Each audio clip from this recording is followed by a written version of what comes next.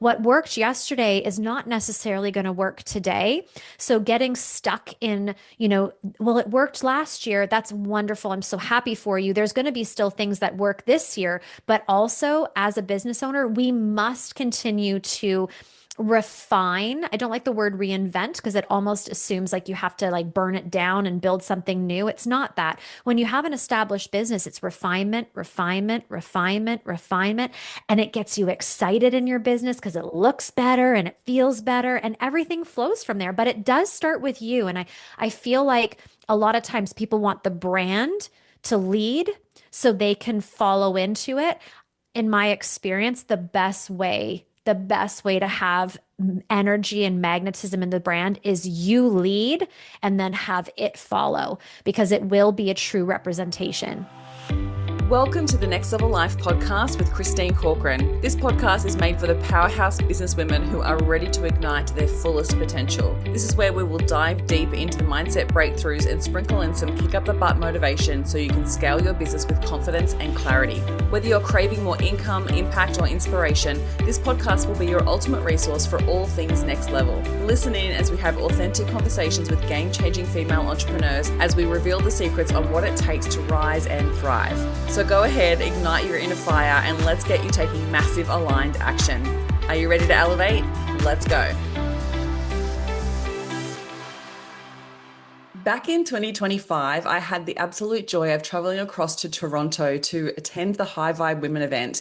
And I was so lucky to get to meet this beautiful woman, Jen from Becoming Iconic, and see her present twice. So you were on stage both the VIP night the night before as well as on the day. And I just loved absolutely everything you shared. So I asked her to come on the podcast, and I'm so excited for today's conversation. So thanks so much for being here today, Jen. Thank you for having me. And the feeling is very mutual. You were on that stage and took my breath away. The way you articulate yourself and lead big, beautiful conversations, you are such a breath of fresh air. So that, again, that attraction and feeling was very mutual. Oh, thank you so much. I feel like Christina curates such an incredible group of people and she just knows what she wants for that stage. And I just love Christina because she always is so connected to so many incredible people. So I'm so glad that we had the opportunity to connect and even get to dive in deeper today. Thank you. So, as we dive in, before we dive into all the fun questions, I'd love to know, being the beginning of 2026, have you chosen a word? And if you have, would you mind sharing it with us and the meaning behind it? Yes, I love choosing a word, that North Star, that focus, that intention. I'm a very intentional person around a year, and mine is excellence for the second year in a row. Because last year, when I chose the word excellence, it was really about embodying that in all that I do. But my business was actually going through a bit of a shift and transformation where we really needed to work on the back end.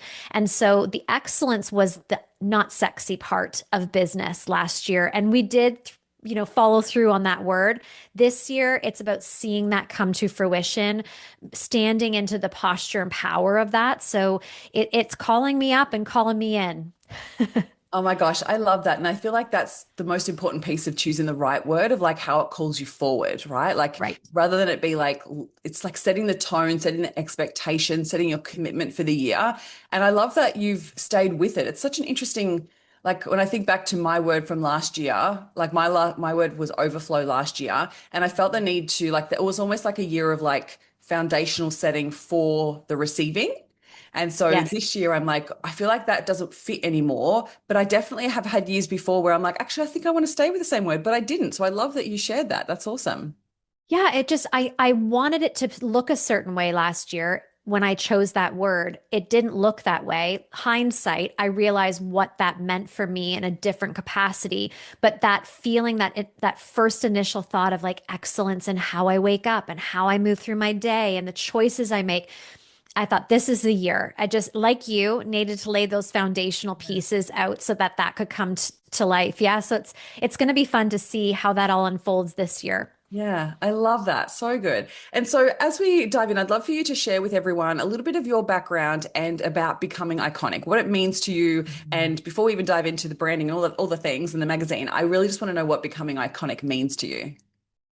Well, that was definitely a bit of personal accountability as I started to bring this brand forward. And also a little, like a nice story that I'd love to share, actually. I had built a massive personal brand with my name in the health and wellness space and beauty. And I had done that for a very long time. It was an eight-figure business. It was highly, highly successful. But I was really tired of a lot of the conversations happening in the wellness space for women. I feel like we had outgrown a lot of what we were teaching, and I just it wasn't aligned anymore. So I wanted to have a broader conversation with women. I wanted to help women across different industries with different topics of interest. And so I knew I wanted to call it a company name. I wanted to reinvent myself, but my name was so well established in that industry that I was really deciding to go into the company route. And the word icon and iconic just was not leaving my brain space. And I pushed that out, Christine. I did not understand it. It felt so uncomfortable for me. I thought, who am I to say iconic or icon? Beyonce's iconic, Oprah's iconic. Like I'm Jen over here doing my thing. And so I really didn't feel much attachment to it, but it wouldn't leave me alone. It was like this nagging word. I'd joined a mastermind, went to Laguna Beach in California as I was really having this unfold and really discussing with the women in the room, like I know I'm supposed to lead this, but I'm really having a difficulty with this word. And back then, you have to remember too, it wasn't popular like it is today. So I want to say I popularized the word iconic because now you see it everywhere. But in 2019, that wasn't a common word on the internet. And someone said to me, it was such a beautiful like moment. I'll never forget it. She goes, "Well, don't you teach women to like become the best version of themselves?" And as soon as she said that, I was like, it's not become iconic because it's not a destination. Mm. It's becoming iconic, which means that pursuit every single day of becoming that great version of yourself, being fully expressed, going all in for the things that are important to you, expecting the best, reaping the rewards. And if it's being a stay-at-home mom, become and be that becoming iconic mom that is just soaked in the experience of that and pursues exceptional parenting. If it's an entrepreneurship, really look at that leadership. How can you become the leader that others want to follow? So the through line for anybody, whether an entrepreneur or not, is that pursuit of the best self. And as soon as that hit me, there was no turning back. I actually still get God bumps thinking about it because it really is not only what I love to teach, but it is my life's journey as well. And it holds me accountable to waking up every day and being the example of that. I love that. I love that so much. I last year I had Lindsay Marie from Powerhouse Women on the podcast, and she shared a little bit similar in a way of like she didn't feel comfortable using the word powerhouse. But now when Right. we look at her, it's like, well, of course, right? Right. But it's funny how like she was like it was almost like a becoming for her. Like she was like, I had to step in and own that and allow myself to be seen as that. So I imagine it's been a journey for you as well to really step in and own that and feel comfortable and confident in being able to be like, yeah, I am Jen from Becoming Iconic. Yeah, and it's funny, and I say this with all humility. People say to me, like, that your name on the internet is Iconic Jen because nobody knows how to say your last name. So basically, on the internet, I suppose when people are describing me, they're like, Iconic Jen, and I say that again with humility because I am a woman like everybody else. Growing and learning and fumbling forward some days.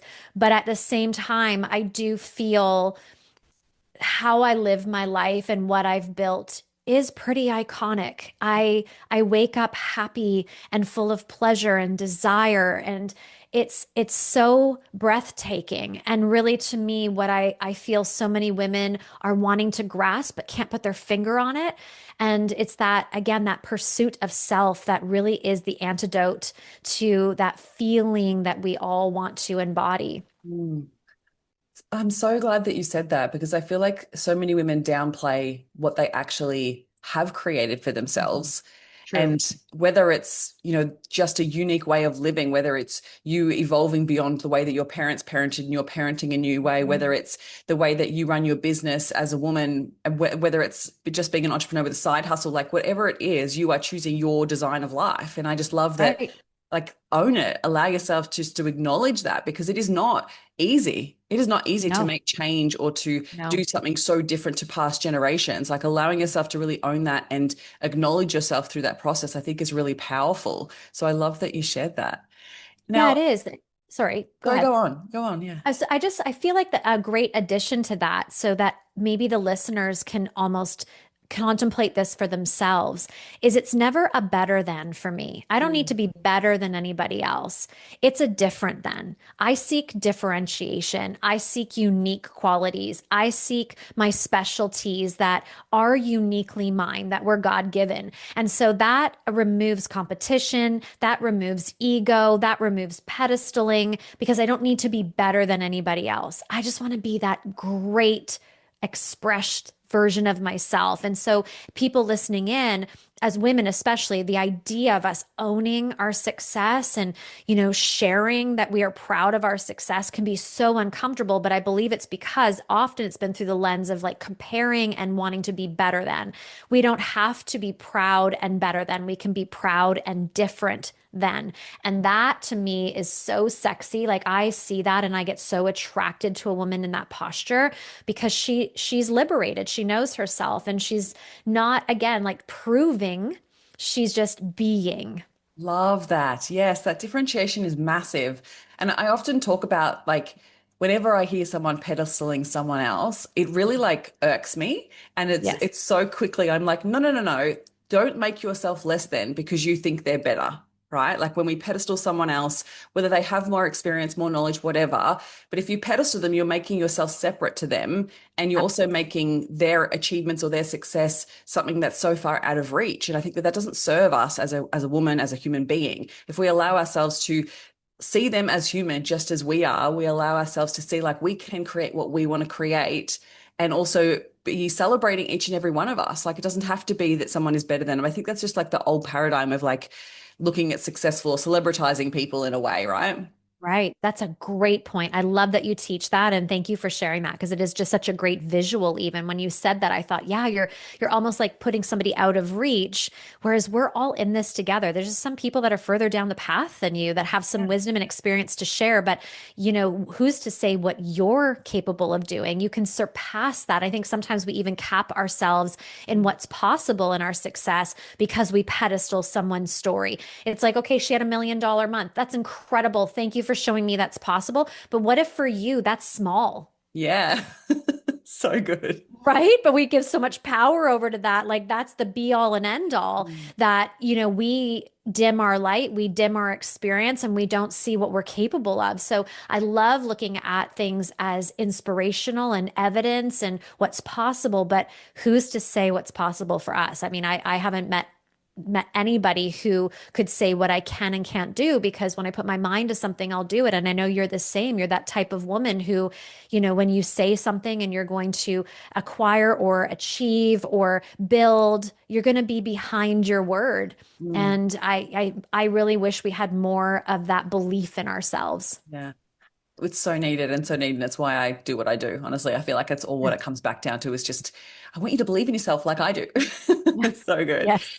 So I want to come back to the brand piece because I feel like that shift from personal brand to then business brand would have been such a big decision. If someone else is listening to this and they're like, well, maybe I should do that. What would you say are some of the benefits or some of the reasons that you felt like that was the right choice for you to make?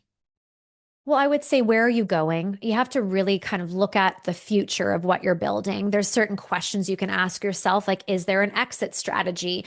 If there is, then a personal brand is difficult to exit because you are the brand. So how can somebody acquire that, take that over? So you have to look at that, and really think of like, what am I building? Am I building a legacy? And for me, it's always been a bit of a combination. I don't have a clear exit strategy or plan. I love what I do so much that it's not about how am I going to get out. It's always been about how can I make this bigger and create a legacy. Who knows what the future holds? So from a strategic point of view, that's a really simple answer. Are you wanting to create an exit strategy or are you building this as a legacy? You want to be the face. That's a really easy decision in terms of being a personal brand or company. And yet, what I love and what I'm seeing, and I love branding so much, and I think you can probably see it with all of my visuals, is the fact that even if you're a company and act as a company, there is a requirement to have a personal brand within that now. People really want to buy from someone they trust, from someone who inspires them. So, as much as I have a company and an enterprise called Becoming Iconic, or on the other side of me, Iconic Magazine, which is a media company, I really still am the face in many ways because that's what the connection is. Most people that come across my page feel like it's a little untouchable because my art, like sort of my artistry and the way I like to create is through that visual. And it is very polished and it is very, beautiful. But sometimes that works against me because women assume that I'm untouchable, that, oh, maybe she's not for me. And I had a lot of that feedback in 2024 coming into 2025. So, what I started to do was bring myself back into the company, back into the brand. And that did bridge, it created that connection again. So, whether you're running a company or a personal brand, your presence is always required. It's just really more of a strategic direction, to be honest with you, of what you want to build. Yeah, okay, that makes total sense, total sense. And so, talk to us what your predictions are for 2026 when it comes to personal brand, because I'm sure that you've had some insights about what 2025 was. What are you going to see, or what do you see is going to happen or transpire in 2026 when it comes to personal branding? Absolutely owning who you are and expressing that out loud. I feel like we are all so tired of things looking the same, feeling the same. Even the way I'm fascinated, especially in the coaching industry, of how everybody speaks the same language. It's almost like they all just went to the same class and took the same caption writing. It's fascinating to me. But where I know that comes from, because I've just crossed into my 20th year. So I was a mentor before there was a coaching industry. And I kind of just fell into it because there became a coaching industry. But what I noticed was this is a little bit of what we just spoke about, where there's a bit of pedestaling. They're learning from their mentors, aspiring to be like their mentors. And so they feel like they need to speak and look and behave like that person in order to have that success. I get it. I understand how that can be sneaky and alluring and seductive, but she's already taken. She's already out there doing her thing. And so, what you end up doing is creating a diluted version of her as well as a diluted version of yourself. So, there's no potency in that. There's no attraction in that. It's just kind of fluffy. And so, as a woman in 2026, I dare you to be audacious. I dare you to find your voice, and not in a way of, being triggering and sort of splattering on the internet, but more of that posture, that poise, that I know who I am. I know what I have to offer.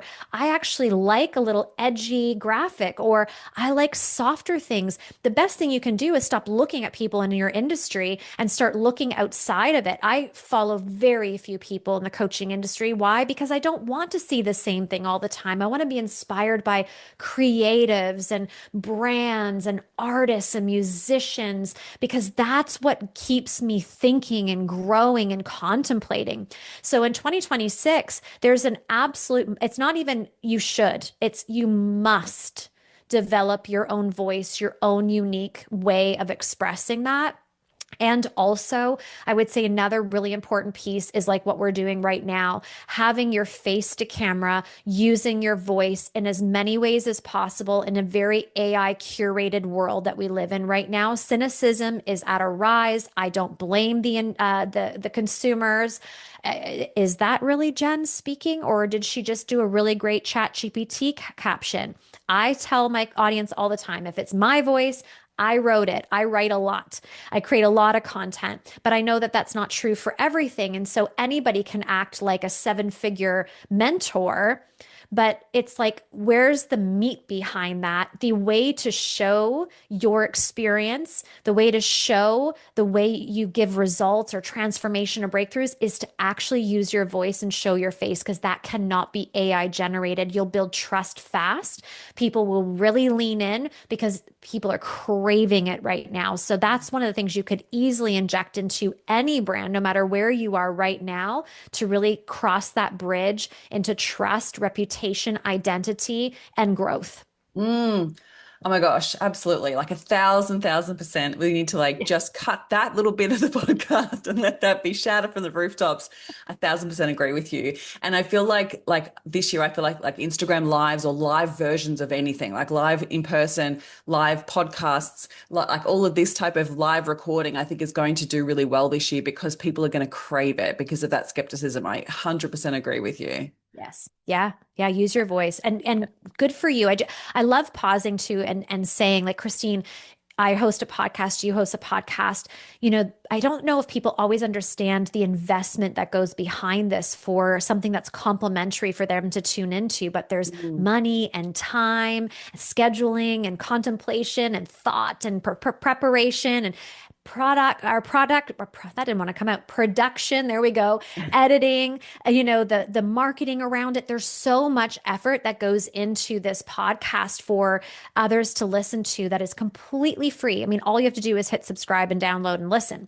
And so I just want to honor you because I do feel podcasters are leading the way for people right now within branding to show the importance of this and how it can really add that depth and meaning into marketing and branding. So good. Thank you. I appreciate that. And I 100% agree. Like a client said to me yesterday, she's like, everyone keeps telling me to start a podcast, but she's like, that's too much work. I'm just going to go be a guest on everybody else's podcast.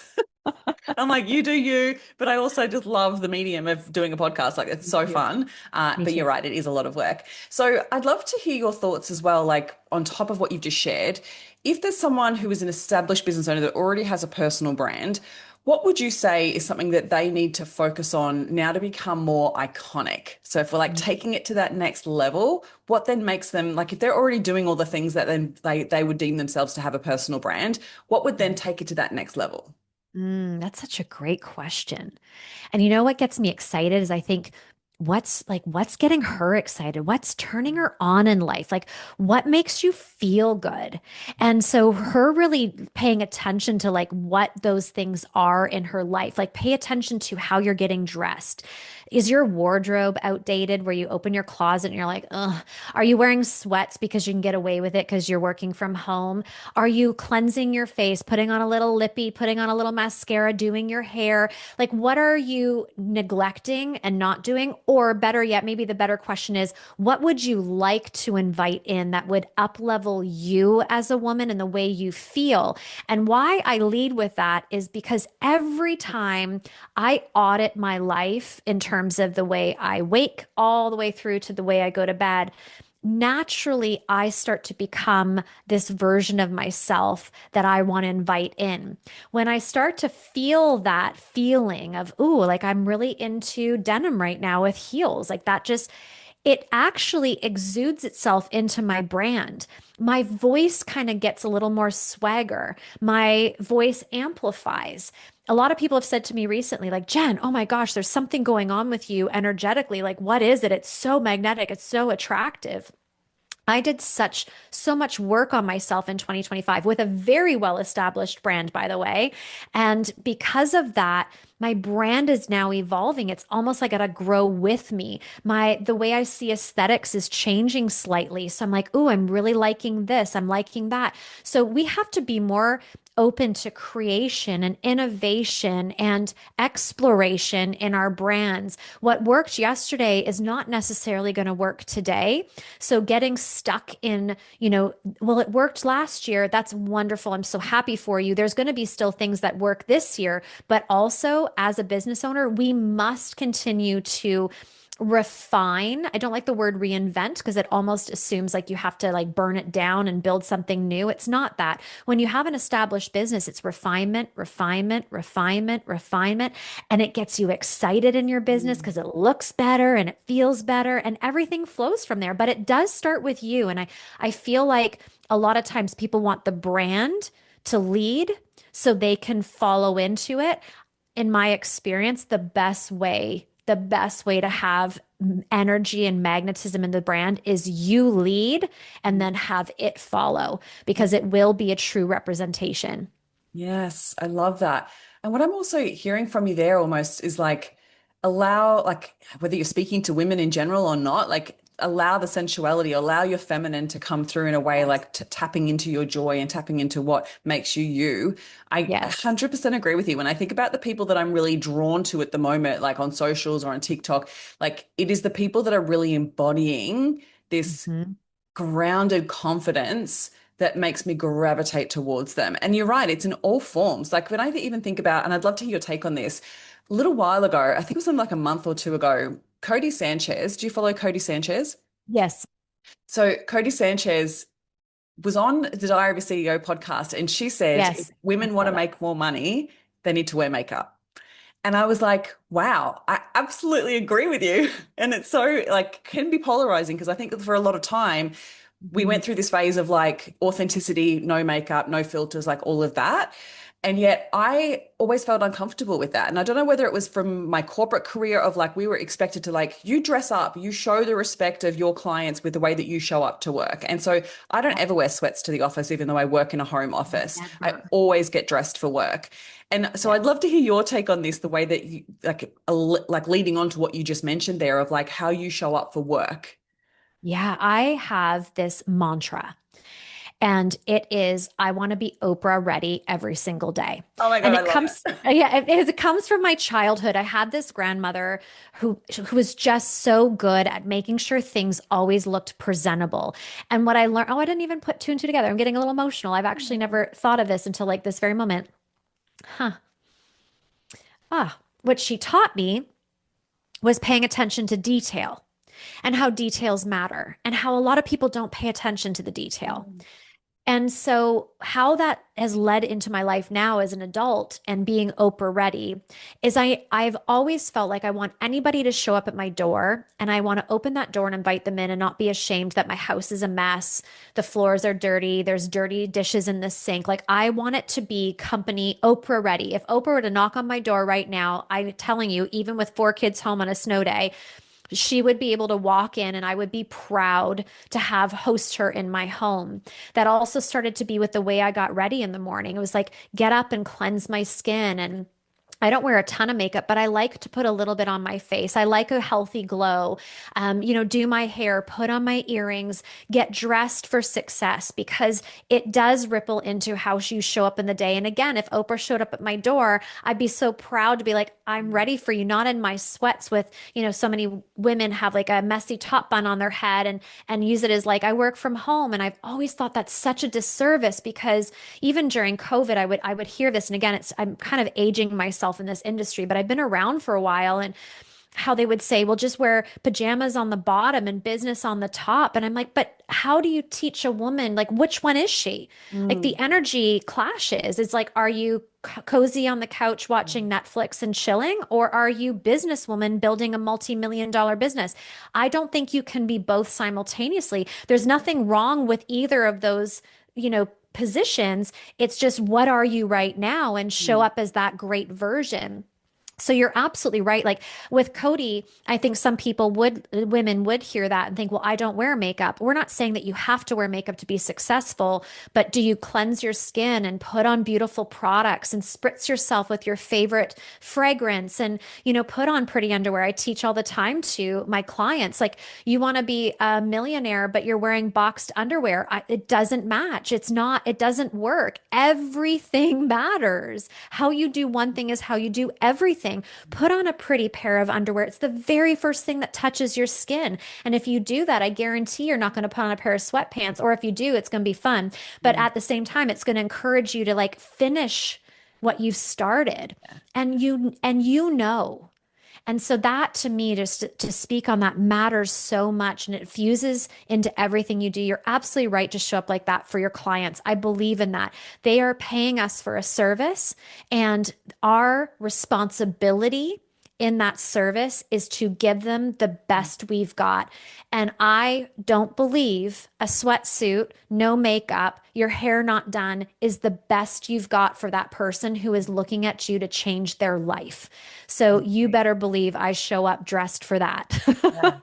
And it's also not going to change your own life for you. Like you're not going to feel Right. energized to show up and lead in a way that you need to be leading. It's not going to help Right. you make positive decisions for your business. Like the energy that goes with it is so impactful. So you've got to be conscious of that. Like, I can't sit on the couch and work from my laptop. I am lazy. Like, no, it doesn't work that way. I need to be in my office, and whether I'm working a full day or not, like I am on. So being Mhm. conscious of that, I think, is so incredibly important. And yeah, I feel like I am so glad that we agree on this, because we went through that phase in Instagram where it was kind of like it feels like you don't even care. Like you've got no effort. You've not put any effort in. Now, if your ideal client really resonates with that, look, all do you. Do you? This is just the way that we're doing us. So Yeah. I'd love to touch on the losing of your Instagram account, because I know that that was a massive transition for you. Can you take us back? Mhm. Tell us a little bit about what happened and what it ignited within you. Yeah, it was awful. It really was. And there's been people on the internet that tell me I'm awful, that it was so awful, but you have to know what we do and how much time and thought leadership and consideration goes into what we do day in and day out on the internet to build what we've built. And as the solo income earner, I'm responsible for it all. So when that got taken from me, I was hacked. I fell for it. I got an email, said, click the link. You've done something like illegal on the internet. I clicked it, and before I knew it, it was just gone. And I worked really diligently to get it back. I think it would be a different scenario today than it was in 2022. I think, well, I hope Meta has done some work to support us, because there certainly wasn't anybody. I was relentless and shameless. I was talking to Meta employees on LinkedIn, like literally searching Meta employees on LinkedIn to try to get help to get this back, because it was years upon years of thought leadership and memories. I treated it like my photo album, because back then I did have a personal brand. And so a lot of it was based around being a mom of four and wellness in that space and beauty and so on. And it was gone and stolen from me. And it felt like a massive, massive betrayal. And also, I was so afraid, Christine, because my family depends upon my income. So instantly my mind went to, oh my gosh, like how am I going to pay my bills, because I put so much leverage onto Meta. Now, here's the great news for everybody listening, because I wish I had had somebody that like held my cheeks and told me it was going to be okay, but I didn't. As a matter of fact, I went viral through that moment because it was everybody's worst nightmare. So I think I was on at least one podcast a day for months. Like I'm talking hundred. It was a viral moment just because so many people feared this happening to them. And so I was this like real life example of it happening. But here's what's so exciting. What I didn't realize was that I had built insurance in my business. You see, doing email marketing and really caring for my email marketing, I had built this loyal community over here that I could tap into. Because I had a top rated podcast, I still had access to the community, the most loyal listeners over here on the podcast. So I really did realize like I have an insurance policy here. If this were to go away, I still have ways to touch my audience. So lesson number one, and I know your audience is seasoned, but let this be a reminder to pour your efforts and thought into these things and build yourself multiple streams or channels, I should say, of marketing so that you never are a sucker to Meta. So I that was really exciting for me to realize the importance of these things. That I had been doing it without realizing the importance. So that took a lead in my business. And also, what was really fascinating is I assumed by sending an email and saying, "Oh my gosh, I lost my Instagram, come follow me over here," that people would, but not everybody did. Mm. So that was a really interesting lesson in business to realize, no, they want to play where they want to play with me. If it's email and they love getting an email, they don't want to be on Instagram because they don't like Instagram, then let them be there. And if they want to listen to the podcast, but they don't want to hang out on Facebook, let them be there. So that was a really interesting moment just to realize when we build these channels, your audience will also pick the channels that they appreciate within you. So do a good job at all of them. So losing it was an interesting thing, and I curled into the fetal position. I cried many days, and I thought my business was going to crumble. Suddenly, I went back to the company name becoming iconic, and I thought, how dare I? how dare I say this is how you become iconic and teach this and ask women to follow me and pour into women and give them life and breathe life into them and belief and not be the lived example in this crucial moment. Mm. So it was like literally like Phoenix Rising. I just got out of bed and I thought, I've done it before. I can do it again. And I owe it to all the people that I have asked to follow me or who have entrusted me to show them what I've got and what I mean behind this brand. And that's when I really took on the word iconic. That's when I really took on what it means to become or becoming iconic. And there's been no looking back. I also just, it's an important piece that I want to like kind of tie this up is I also remembered the importance of quality over quantity. I had quantity and people would hire me just based on the quantity of followers I had. They weren't discerning. It was also a different culture in the industry back then. It was a popularity contest versus discernment of, is this the right person? But I got comfortable, if I'm being very honest, I got comfortable in that. It was easier, quote, easier. But all of a sudden, when you don't have that and one person follows, and then you have 100 followers, you really start to appreciate those heartbeats. I actually started calling them heartbeats at that time and not followers because I realized how important that was and what a beautiful thing that someone hit follow and chose to be a part of this with me. And that has never left me. The deep appreciation for every single person that decides to come over. I literally pray over it every single time because it matters. Mm. It really does. It really does. And I think that we can get so caught up in the metrics and the data and Yes. forget that they're real human beings. And I remember having a Mhm. conversation with a client recently about this, and she was saying, look, my content's just not doing anything. I'm getting no engagement. Everything's bombing. And I'm like, let's be radically honest. Is it boring? And she's Mhm. like, yeah, I'm bored with it. And I'm like, do you think if maybe you're bored with it, your people are bored with it? And she's like, yes. Oh my God, I get it.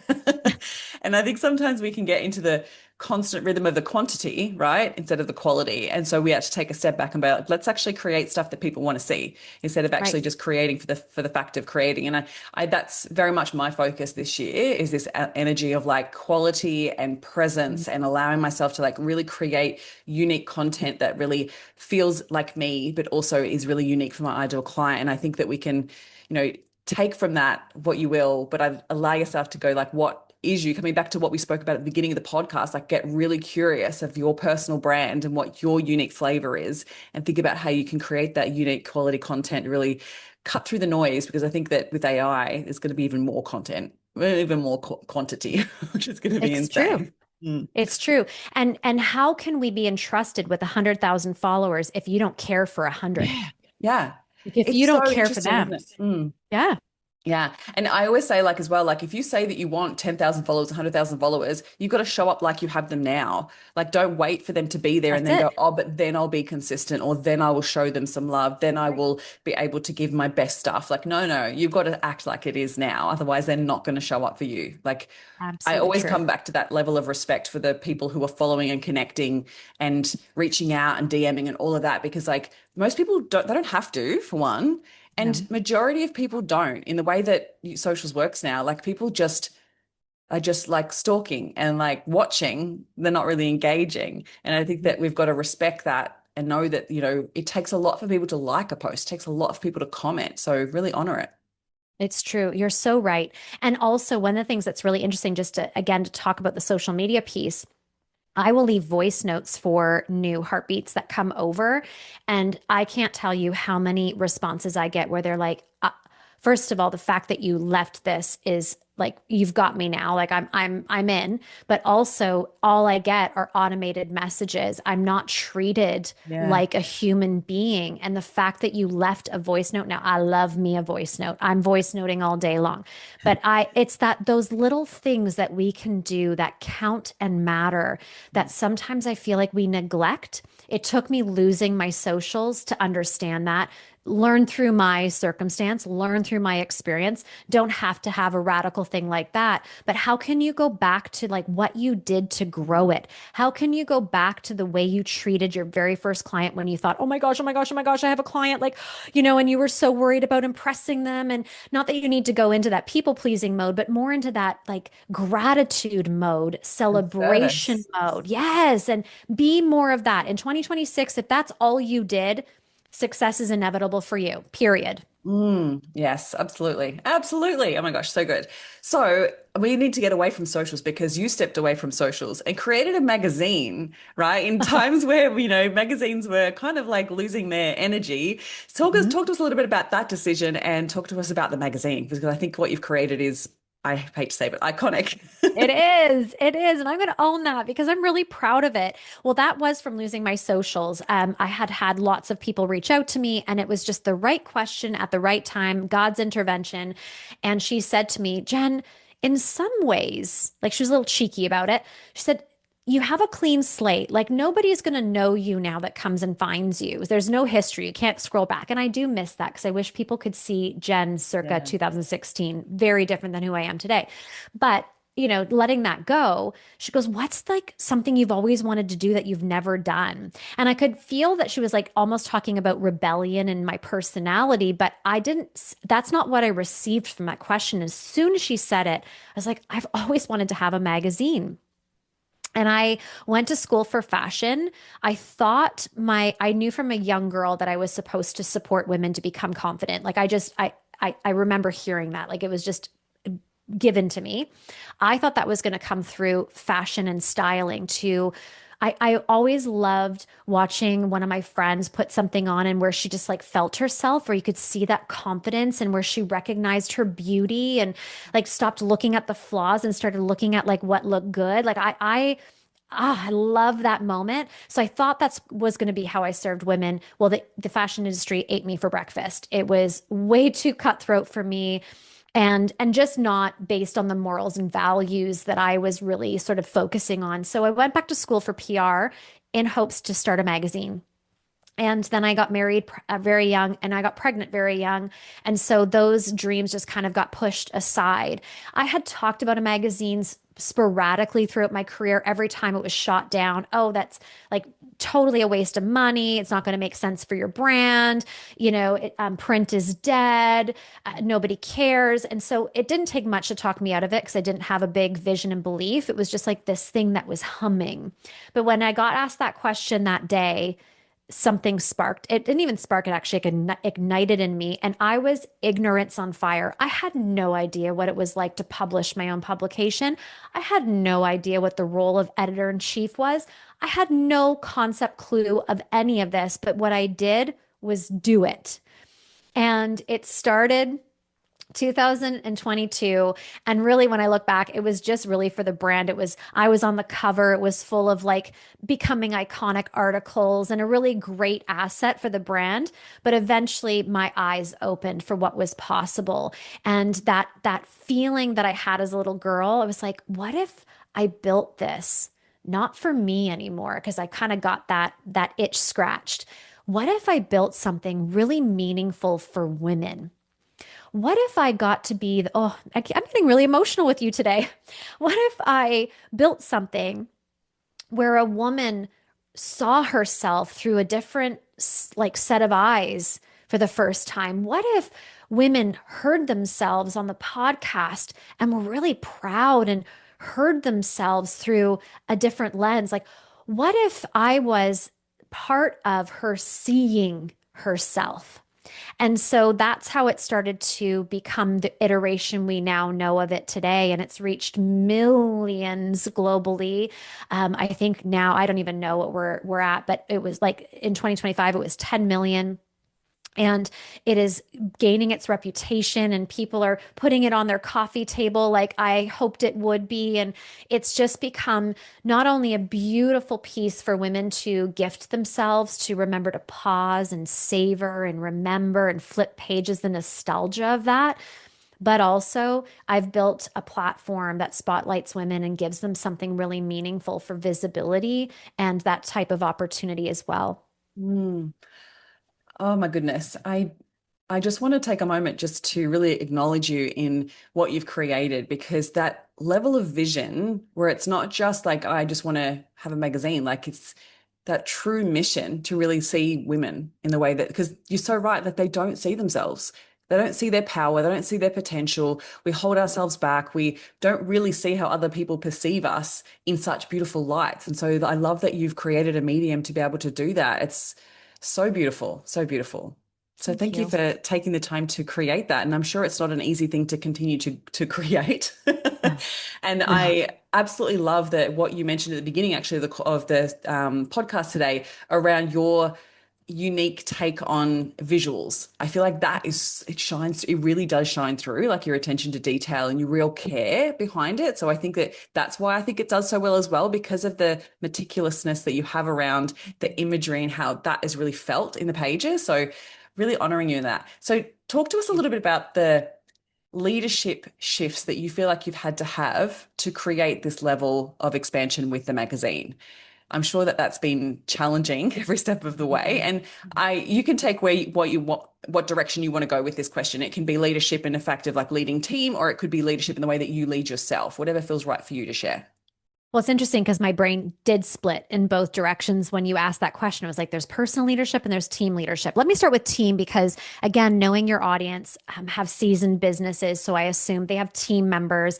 I feel like I could add some value through the experience that I've had in my leadership of this. So, I feel like as women specifically, we make things mean more and we add drama to things that don't need to be dramatized. It's just who we are. I love that part of us, but I also think we can do better. So I had to learn leadership and leading a team without wanting them to always like who I am and being okay with the discomfort of them not necessarily seeing what I'm seeing.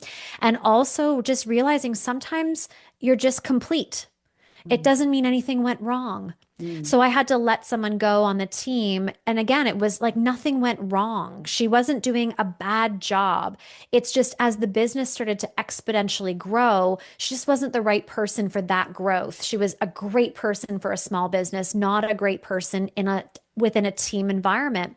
And so I had to let her go. One of the hardest things because I loved her, I appreciated her. She did a great job. But what I learned in that, one of my greatest leadership skills and what I was able to really take with me is number one, you have to have crucial conversations. Don't avoid giving feedback. I wish I had given more feedback. I don't think there would have been a different result, but I do feel she was a little stunned in the separation when we decided to separate. So I took responsibility. That's personal leadership. I took the responsibility to go, okay, you avoided giving feedback because it was easier just to brush it under the carpet than it was to potentially have a bit of conflict or discomfort. So that's the first thing is we can't be leaders and want to be liked all the time. We've got to be great leaders wanting the best for others all the time. And sometimes the best for others is giving hard feedback, crucial feedback.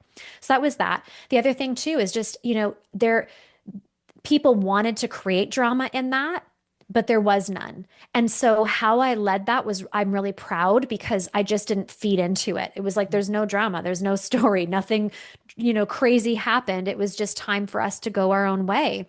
And so that's a great thing just to remember too. It doesn't have to mean too much.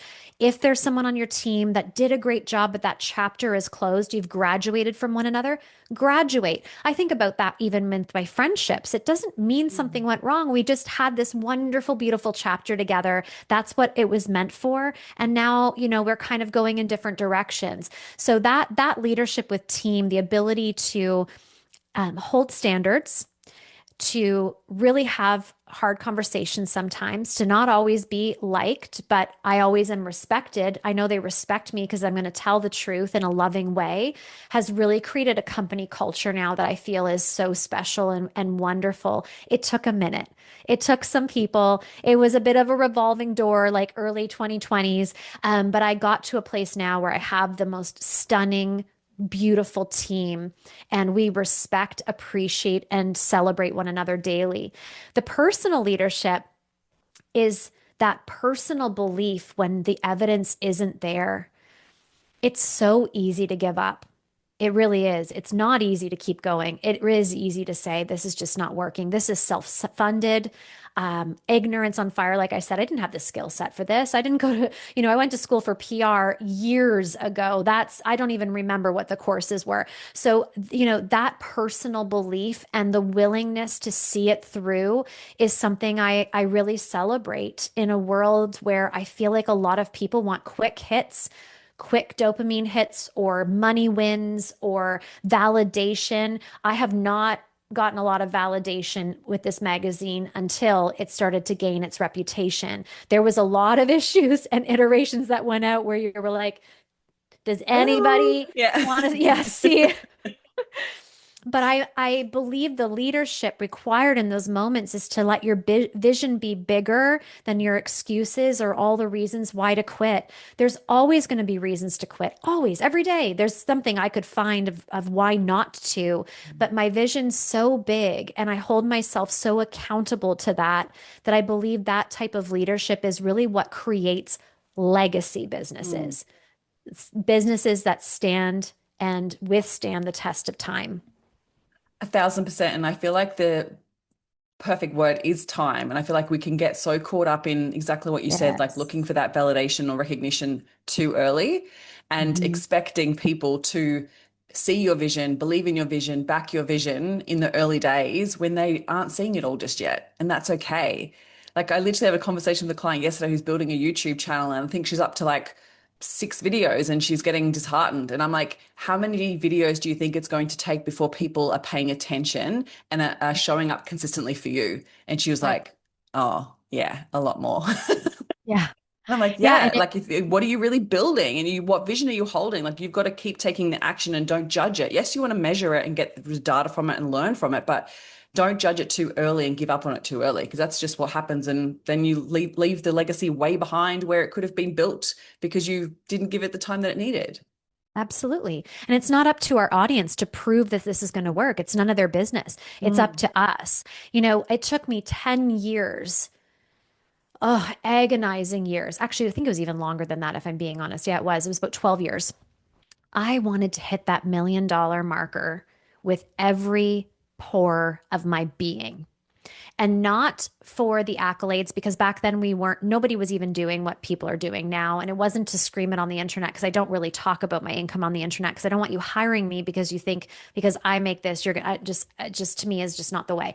So, but for me, it was more of a personal goal and achievement that I wanted to know I did it. Mm. There was that piece of me that's like, I built something. And because of this, how many people were changed? Anyway, what I want to bring in this story is it was 12 years of literally dying on the treadmill.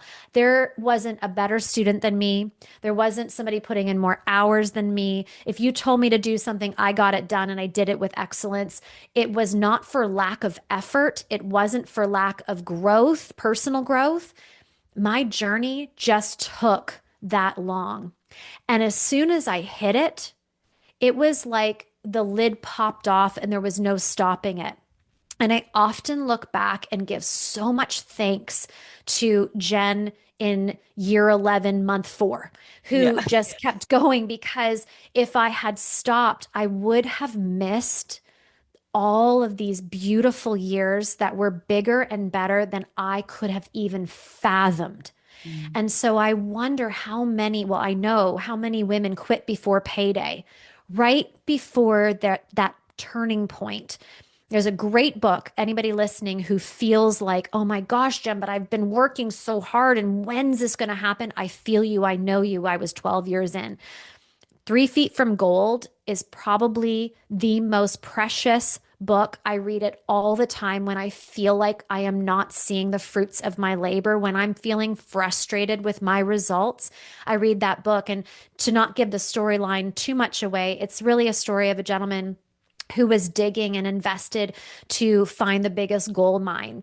And he was digging and he was digging and he was digging. And eventually, not only his team left and gave up on his vision, but he did. And someone came in and bought all of the machinery, and they decided just to keep digging because he had done so much work. And 3 feet from where he had stopped digging was the biggest gold mine ever found in history. Three Oh my feet. God. And that story, like God bumps, that story stood out to me and pierced me so much that I believe it held me accountable to going even when I felt like I don't think this is ever going to work. Where I had negotiated my goals and thought, just Jen, just be grateful for your multi six-figure business. Jen, just relax. Like where I wanted to talk myself out of my dreams, that book was that nudge that like, you keep going until, and that's one of my favorite sayings and mantras I give to everybody. You do it until. We don't know when that time is, but when the time comes, you'll be so glad you stuck to it. So many people are going to really resonate with that and needed to hear that. And I even am receiving that on so many levels. So thank you for sharing that. I know I'm going to have to get that book ASAP. Such a good So book. good. Such a good book. Yeah. I'll have to check Yeah. that out. My goodness, where do we go from here? So tell us a little bit more about becoming with the magazine, Iconic Magazine, what's happening for 2026? Well, we have some covers that are going to blow your socks off. They certainly blow my socks off. The women that I've been adoring and learning from and inspired by for many, many years. We just actually got back from New York for shooting Jess King, who's the current cover, a Peloton instructor that was just my absolute lifeline during COVID. I mean, her classes gave me life literally during lockdown. So to be in her presence and to honor her and her effect on my life and many others and put her on the cover was pretty fascinating and wonderful and just a gorgeous experience. And that's just the tip of the iceberg of what's coming. What I would say with the magazine is our commitment is that it's coffee table worthy. Our intention is that you will learn things. So there's beautiful storytelling from very successful, wonderful women telling their story, just like I have today, like you do on the podcast. And also, we really infuse that lifestyle component to continue to up level you, whether it's style, food, interiors, because like we've kind of like rounding up this conversation really, and I think what the through line has been is the details matter. Mm. How you do one thing is how you do everything. Paying attention to the way you wake up and all the way through until the way you go to bed. Intentionality has been one of my greatest gifts in this lifetime, and my desire is that every issue, not only is it visible, but it's felt. And so that's what we're doing is we're really letting it shine. It's definitely gained its reputation, but our promise is to not rest on that. Our dedication is to continue to deepen that. Amazing. Well, I'll make sure I put all the links in the show notes so people can find the Thank you. magazine, find you on Thank you. Instagram, find the podcast, and connect with you further. I'm going to finish with one question. If Sure. if someone was listening to this podcast and really wanted to take their personal brand, their presence online to the next level, their leadership to the next level, whatever feels right for you to share, I'd love for you to share one last thing. What is something that they need to be focused on to take it to that next level? What really feels right for you to share in that place that really would help them what's the word? Escalate. Escalate. Yeah. Yeah, be seen, be Mm. heard, be felt. Stop trying to fit into an industry and lead it. Stop trying to look a certain way and just be it. Like we want you. We crave you. There is someone in the world right now praying for what you have to offer. Answer her prayer. And the only way to answer that prayer is for you to show up each and every day without thinking about what's in it for me, and instead that responsibility of what can I pour out. The world needs goodness right now. I talk a lot right now about being a faucet or a drain. There's a ton of drains out there. They're just sucking the life, the joy, the pleasure, the hope out of this world. Don't be a drain, nor pay attention. Plug the drain. Get yourself off of things that are pulling you out of your joy. And now turn on that faucet like a fire hose and go out there and be that person that adds light and hope and your genius into the world because we want it, we desire it, we, may I say, need it. It's required. You are required. So get out of your own way, be more of yourself, be willing to be seen, be heard through the kindness and the depth of your words, and let people feel you. I would imagine the very thing they're avoiding is the very thing that will turn on the ignition. So perhaps that's what I leave them with is turn on the ignition and allow, just try it. If it doesn't work, no big deal. It doesn't. But if it does, what's possible? Oh my goodness. Jen, thank you so much for pouring into us today. Honestly, it's been such a joy chatting with you. And I feel like we've felt so many God bumps all the way along. And it's been such a joy hearing your journey and hearing you pour into us in such a beautiful, genuine way. So I really appreciate you sharing everything today. Thank you, Christine. And the feeling's very mutual. Thank you for hosting such a beautiful conversation. It's been such a joy. Thank you for listening, and if you found any value out of this episode, make sure you hit the follow button so you get access to the episodes as soon as they are live, and make sure you come hang out with me on Instagram. You can find me at @ChristineCorcoran_coach. Have an incredible week.